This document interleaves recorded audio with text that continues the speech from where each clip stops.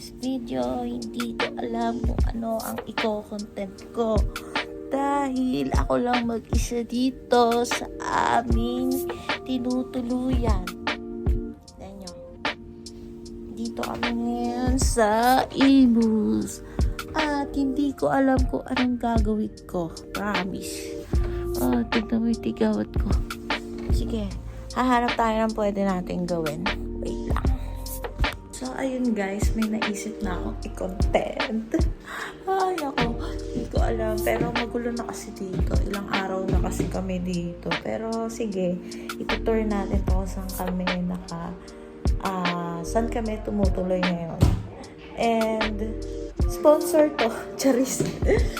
Pero yun nga. Sige, itutur ko kayo dito sa ano na to. Wait. Eto na. Go. So guys, hindi kasi ako makalabas kasi naiya ako dito. Pero ito yung pinto niya. Yan. Ito yung pinto. Pagpasok niyo sa pinto, ito yung makikita mo. Ito yung madadatnan nyo. O, diba? Ang cute. Yan. Tapos ito yung lababo. So, ay nako. Kasi ako, nagsaing ako. And then, yan yung mga yan. Magluluto kasi ako, kaya nandyan yan. May libre na silang wifi. Ganyan. Dito ako na-amaze sa ano na to. Mga lalagyan nilang kutsara.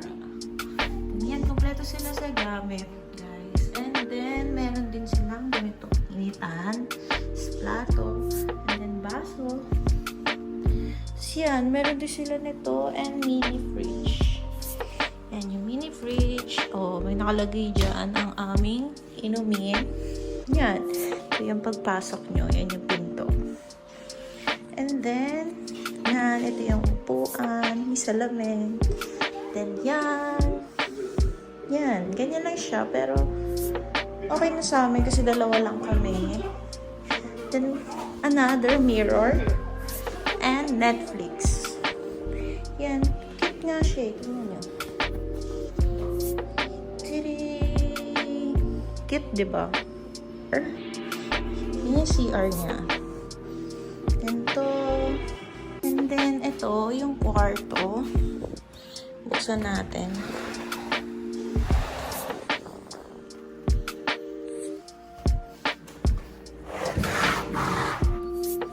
And then, ito yung kwarto niya. So, buksan natin. Yung ilaw para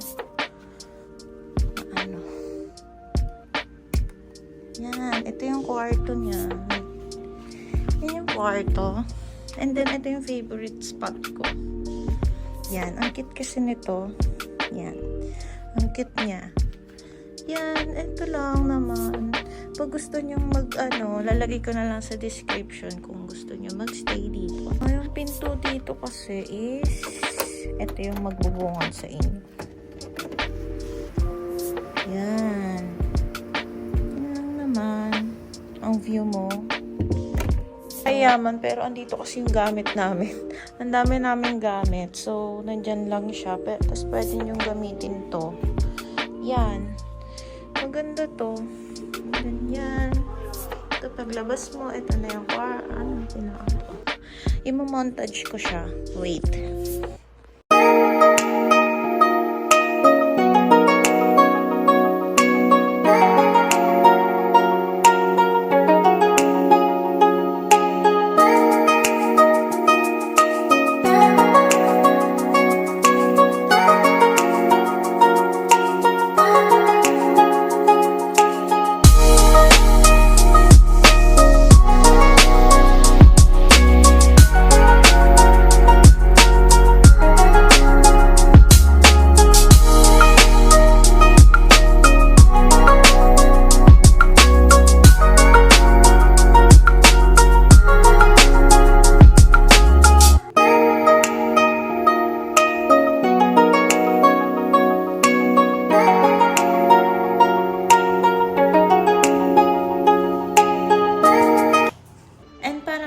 sa mga magtatanong bakit sinasabi kong tinutuluyan namin to. Kasi, paano ba? Pinapa-ano muna to sa amin nung kakilala namin. So, pina-extend niya kami dito ng ilang araw. So, ayun lang guys. At saglit lang yung pagtutour ko dito kasi maliit lang talaga siya. Bale, ang ano dito, 22 hours, 1,300. And then, siguro ang kasya dito is 3 to 5 person. Kasi, yung kama, 2. Tapos, yung sofa bed, may sofa bed pa. Siguro, 2 kasya dyan sa sofa bed.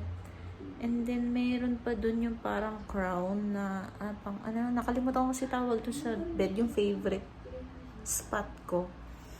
Yun. Pwede rin siyang higaan. So, mga siguro 3 to 4 person kasya dito or 5. Kasi meron pang sofa dito sa labas. O, di ba? Pero di ko lang sure kasi hindi naman kami yung nakipag-usap dito. Pwede kayo mag-inquire. Ilalagay ko na lang yung link sa description. So, yun lang. Pasensya na kayo kasi talaga yung lobby ko ngayon. Yun lang. Bye!